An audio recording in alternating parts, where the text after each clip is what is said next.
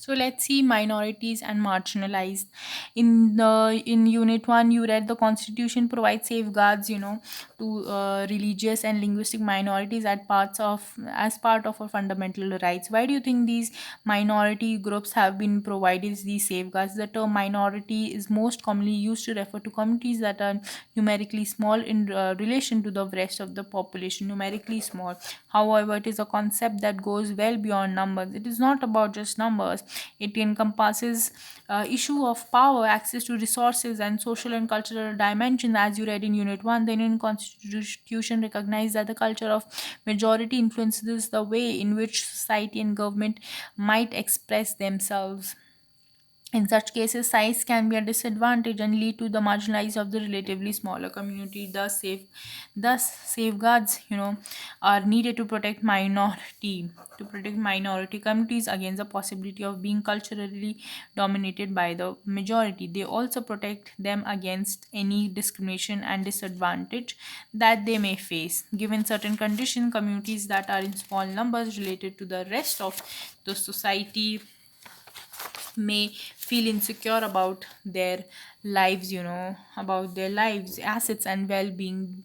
This is a sense of this sense of insecurity may get accentuated, matlab, if the relations between the minority and majority communities are fraud, and this insecurity might even increase if the relation between the minority and the majority communities is not good. The constitution provides these safeguards because it is committed to protecting individuals cultural and diverse in promoting equality as well as justice. We saw the right to cultural and religious freedom. We saw the freedom to religion in are one of are the two of this six fundamental rights which are given to us in our constitution.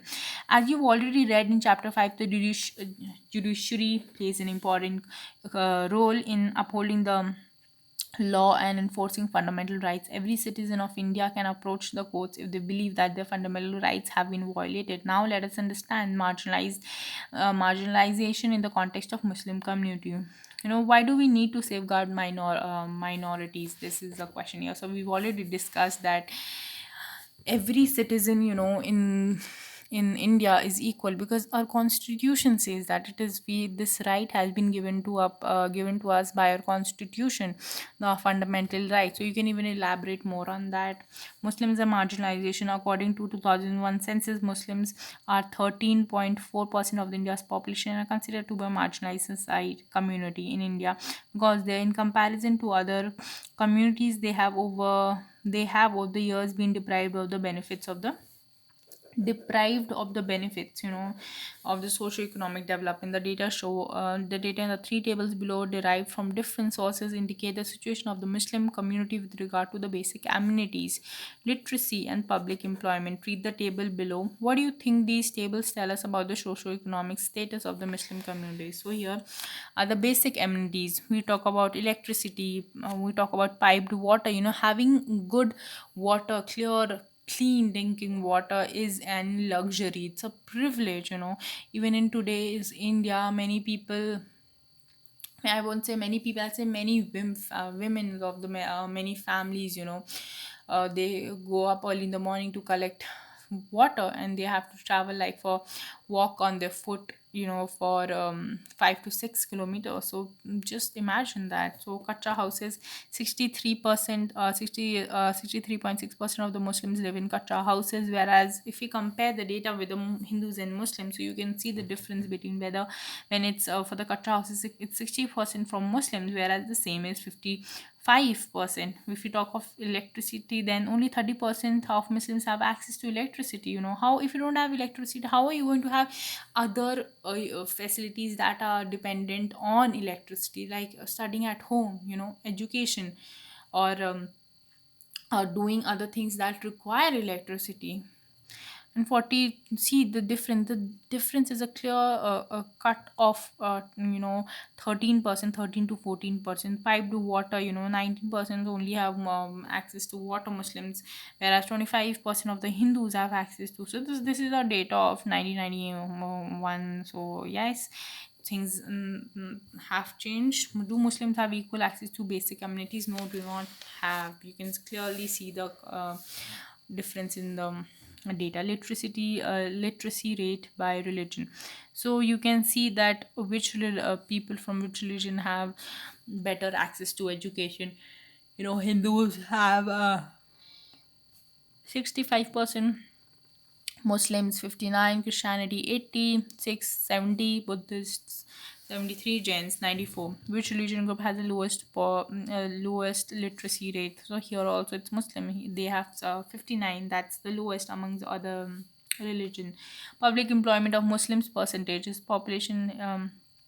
We can see that uh, how many this thing, if we talk about out of the population of 13.5% of the India's population were Muslims. Let's see how many of them are in the uh, public employment of these. So example, these are percentages only, okay. Out of all the IS officers in the country, there are only 3% of the IS officers are Muslim, 4% are IPS, IFS, then central public sector unit, state and bank, and RBI. So you can see, how, if even in the terms of job employment, they are lagging behind.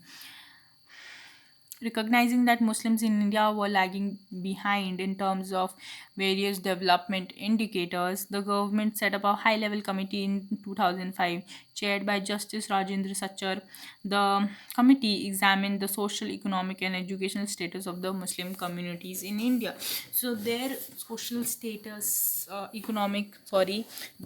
and educational status of the Muslim communities. So, this committee was known as the Rajendra Sachar committee, which the report discusses in detail about the marginalization of this Muslim community, suggests that on a range of social and economic and educational indicators, the situation of the Muslim community is comparable to that of other marginalized communities like scheduled caste and scheduled tribe. For example, according to the report, of the average years of schooling of Muslim children between years of age 7 to 16 is much lower than that of other social religious communities. Economic and social marginalization experienced by Muslims have has other dimensions as well. Like other minorities, Muslim customs practices are sometimes quite distinct from what we've seen in the mainstream. So their even way of living culture and traditions are very different.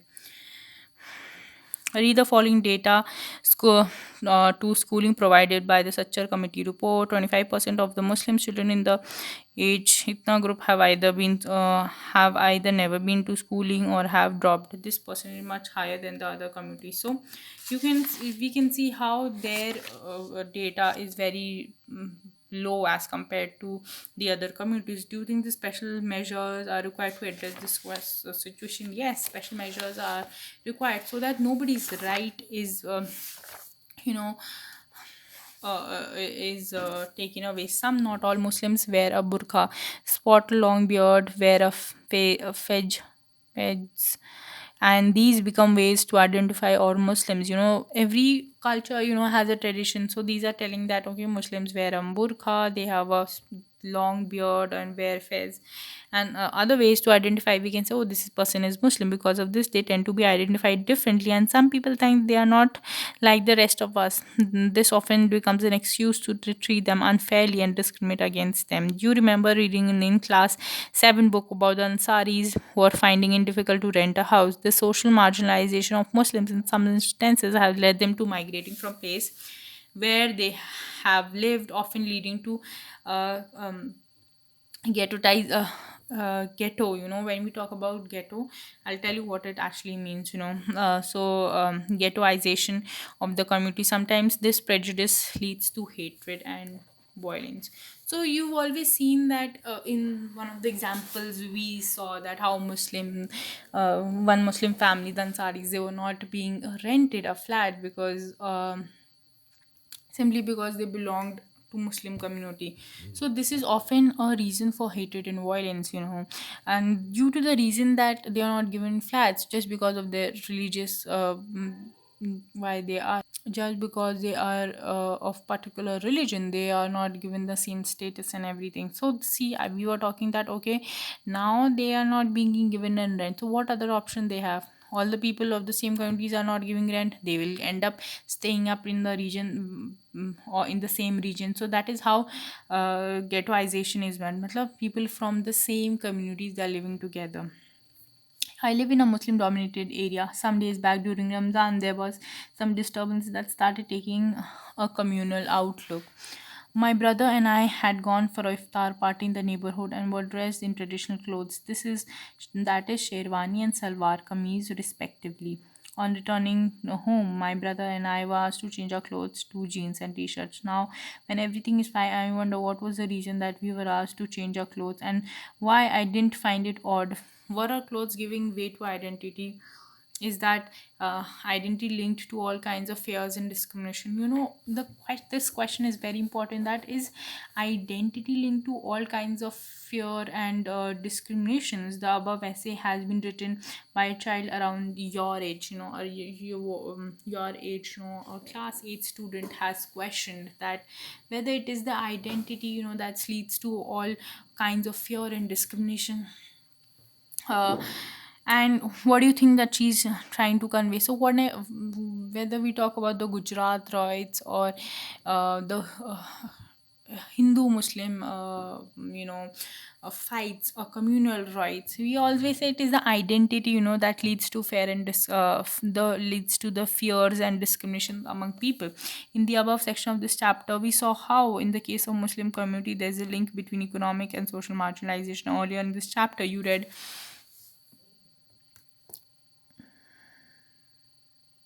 about the situation of Adivasis in your class 6, 7 book. You read about the unequal status of women in India. The experience of all these groups points to the fact that marginalization is a complex phenomena requiring a variety of strategies, measures, and safety guards to address to redress the situation. All of us have a stake in protecting the rights of the rights defined in the constitution. Um, Constitution and the laws and policies framed to realize these rights. Without these, we will never be able to protect the diversity that makes our country unique, nor realize the state's commitment to promote equality for all. Okay, so now we've come to the conclusion of this chapter. In this chapter, we've tried to understand what it means to be marginalized. Imagine you are the one you are who is being marginalized. We've tried to look at this through the experience of different marginalized communities. There are different regions for each of these communities being marginalized. Margin each experiences marginalization in different ways. So it's not necessary that the way I have experienced marginalized, the other person also feels it through the same way. We have also seen that is linked to experiencing disadvantage, powerlessness, prejudice because they were not given, for example, they were not being given red, powerlessness. I have no option other than here.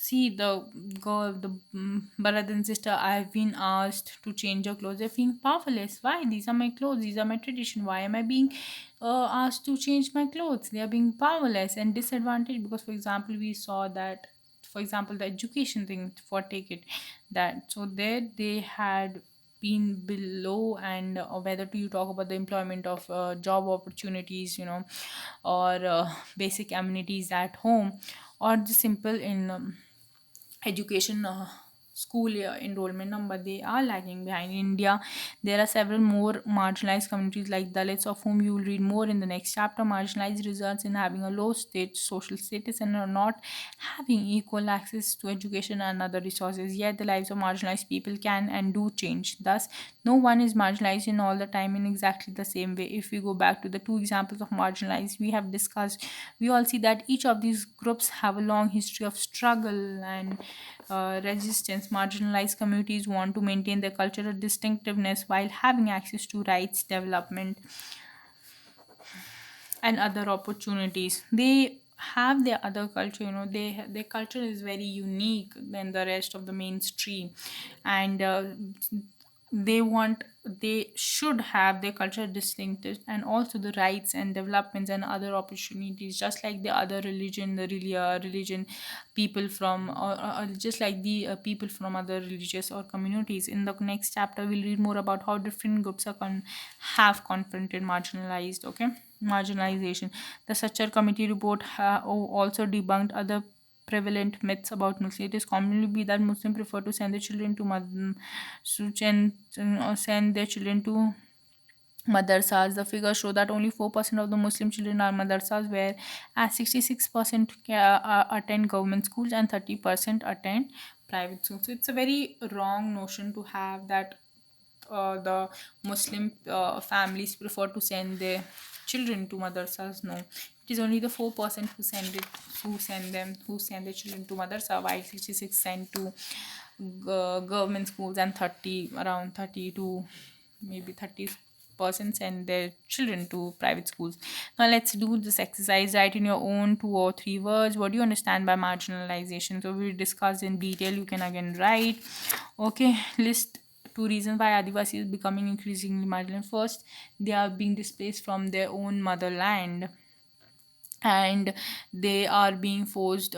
Their source of livelihood is being taken away from them. Right, one reason. So you can discuss, you can elaborate more, you can go through the chapter again and then come up with more detailed reasoning.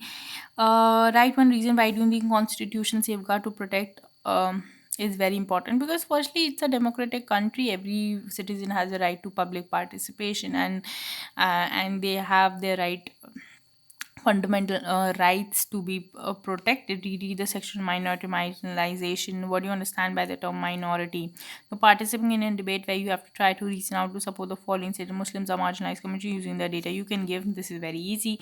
Imagine that you're watching a Republic Day parade on TV with a friend. She marks, look at these tribals, they're exotic and they seem to be dancing all the time. List 3 things you would tell her about the lives of Adivasi. So often we've recognized Adivasis as people who are always dancing. They have the exotic dresses and they are backward. That's not true. That's more. They have more to them than just wearing those dresses. That wearing those dresses is the part of culture, and whenever you see them wearing them, it is usually in some kind of functions. Whether it's the Republic Day parade or any local local community function, and that might you were seeing that video, and that's how you actually end up defining their lifestyle. That is wrong. So sorry, that's their lifestyle, and you've actually ended up defining only that portion as their way, the overall way of their living. That's not right. In the storyboard you've read about, Helen hopes to make a movie in the Adivasi stories. Can you help her develop? You can use your creative mind and come up with this thing. Why do you agree the statement that economic marginalization and social marginalization are interlinked?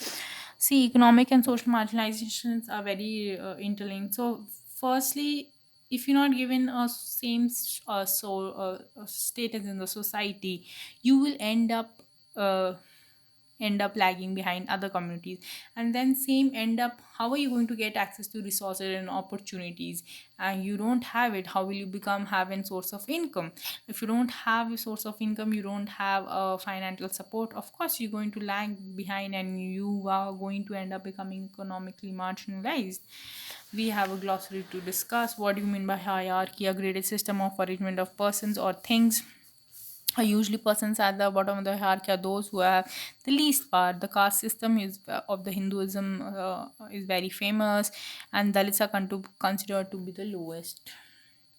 And so we've discussed about the Muslim ghettoization. So a ghetto is an area locally that is popularly largely populate, so which is that is populated largely by members of the particular community. Ghettoization refers to the process that leads to such a situation. This may occur due to various social, cultural, and economic reasons. Fear or hostility may also compel a community to group together as they feel more secure living amongst their own kind of people or their own community. Often, a ghettoized community often has few options of moving out, which may lead to them become alienated from the rest of the society. We're talking about the mainstream society. Mainstream, literally, this refers to the main current or of a river or stream. In this chapter, it is used to refer to a cultural context in which customs and practices that are followed are those of the dominant, something which is, if for example, the Hindus population is the maximum, and whatever, for example, Diwali and Holi are so much famous, okay, and the other festivals, whereas the Parsi New Year and everything, they're not famous as that, because Parsis has a less population. So that's how means they have to mainstream their New Year, Parsi New Year, because firstly their population is less, they are being marginalized because they don't have their own people. In connection with this, mainstream is also used to refer to people or communities that are considered to be at the center of society. That is often powerful or dominant group. Displaced in this context refers to people who are forced to or compelled to move from their homes for big development projects, which includes dams, mining, or just setting up a big industry. Militarize an area where the presence of armed forces is considerable. Especially, we talk about um, northeast or Jammu Kashmir region, they're militarized a lot. Malnourished, a person who does not have adequate nutrition or food, their health is not up to the standards as required for the people of their particular age. So that's it means. So we've done this chapter, and if you have any doubt regarding it, you can always comment down or reach out to me on email. I try my best to cover everything so that nothing is missed out, because I know even these are somewhat easy because these are like this thing, social science and etc. But still, everything is important. And yeah, that's it. Take care of yourself, stay healthy, be positive, and enjoy your life also apart from studying. Bye.